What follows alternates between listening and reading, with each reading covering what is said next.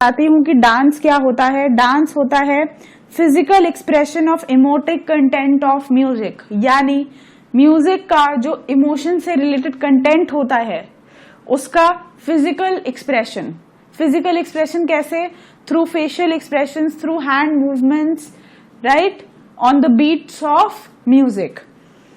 भारत मुनि ने एक ancient India में भारत मुनि थे एक, उन्होंने डांस के ऊपर सबसे फर्स्ट बुक लिखी थी जिसको कहते हैं नट्य शास्त्र, नृत्य शास्त्र या नाट्य शास्त्र, जो भी आप प्रोनाउंस कर लीजिए, ठीक है।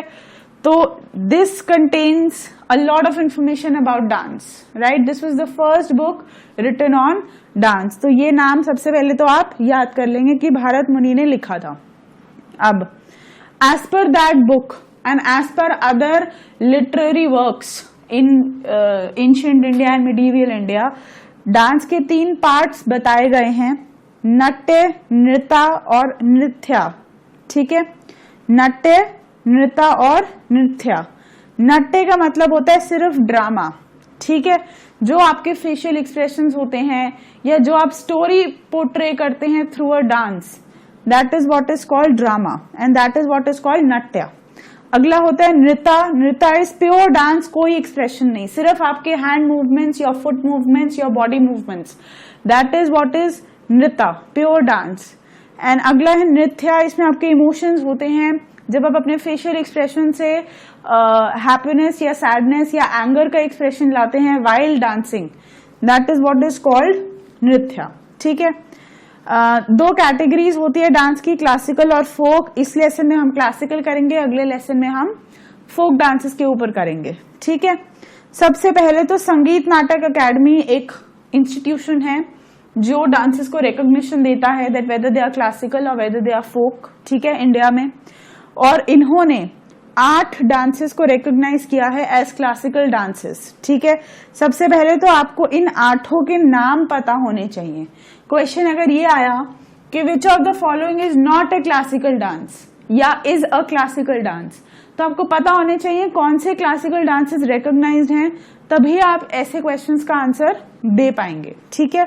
8 होते हैं भरतनाट्यम, कथकली, मोहिनीअट्टम, कथक, कुचिपुड़ी, ओडिसी, मणिपुरी और सत्रिया, ठीक है। ये 8 नाम आप सबसे पहले याद करेंगे। नेक्स्ट, अब मैं इंडिविजुअली हर उस पे जा रही हूं, वो कौन से स्टेट में प्रेवलेंट है या कौन से स्टेट से उसका ओरिजिन था वो बताऊंगी, और हर डांस के ऊपर 1 या 2 पॉइंट्स जो एक्सक्लूसिवली उस पर्टिकुलर डांस फॉर्म के लिए रेलिवेंट हैं, ठीक है, जो आपके एमसीक्यू क्वेश्चंस बन के आ सकते हैं, ठीक है।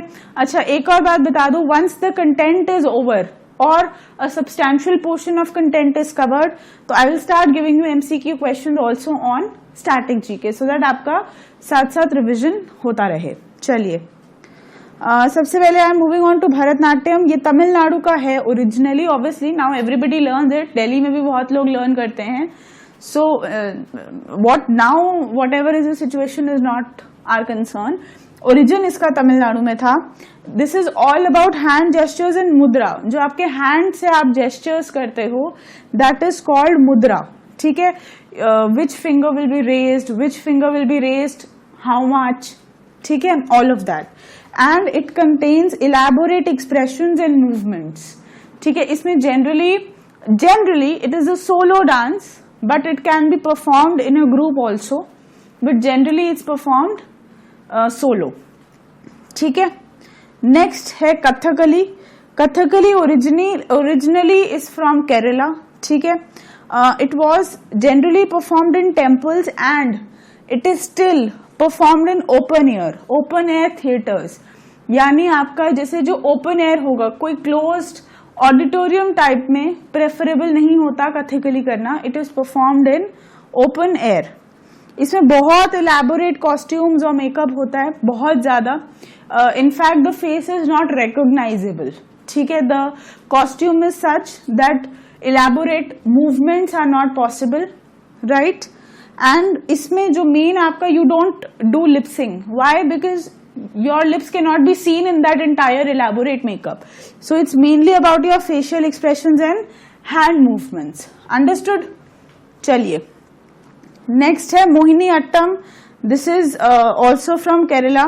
It's performed only by women. ये आप याद रखेंगे. Mohini attam is performed only and only by women. Why? Because the original purpose of this dance form was women danced in this particular dance form to attract men.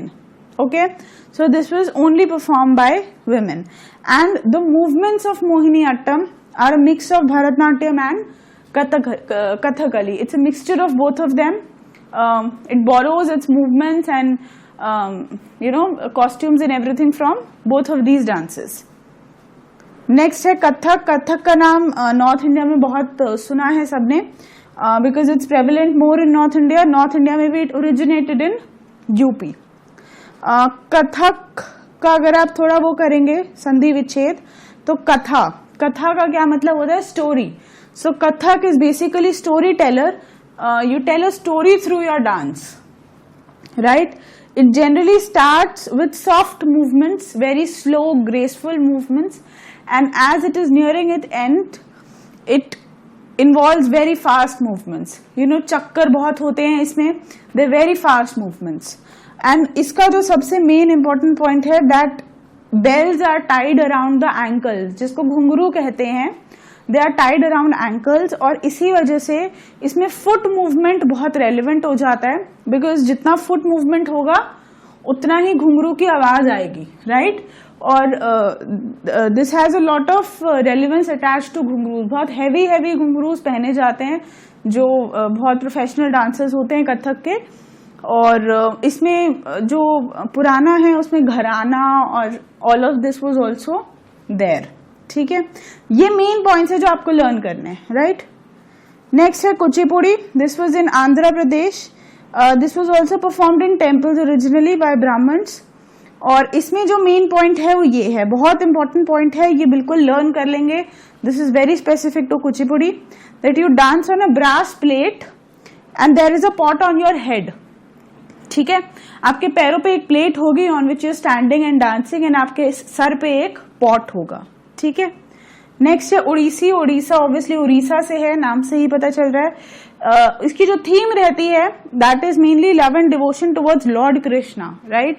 ये important point है उड़ीसी का, that जो इसका main theme रहती है generally that is devotion of Lord Krishna, और ये temples में जनरली परफॉर्म किया जाता है. नेक्स्ट है मणिपुरी. मणिपुर का ये बिल्कुल स्पेसिफिक क्लासिकल डांस है. This also portrays love of Lord Krishna and the gopikas. जो कृष्ण और गोपियां थी उनकी जो कहानी है वो पोर्ट्रे करता है ये डांस फॉर्म.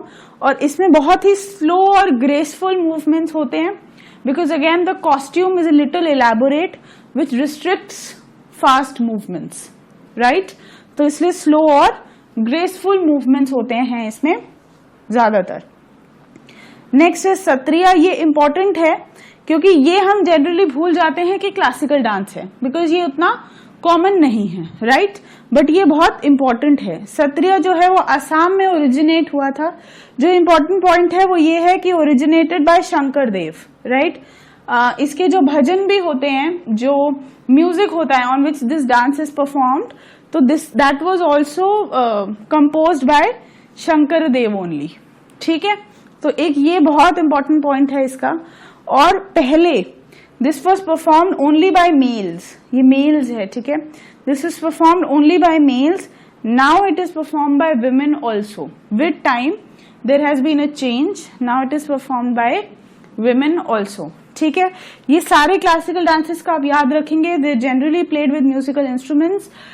किसी में ढोल होता है, किसी में तबला होता है, किसी में हारमोनियम होता है. स्पेसिफिकली किस में क्या होता है that is not very relevant, because वो जनरली एमसीक्यूज में नहीं पूछा जाता. जो मैंने आपको इन्फॉर्मेशन दी है that is more than sufficient for your MCQs, for your static GK portion. आप इतने को लर्न कर लीजिएगा ध्यान से और ऐसे ही पढ़ते रहिएगा. Thank you and take care.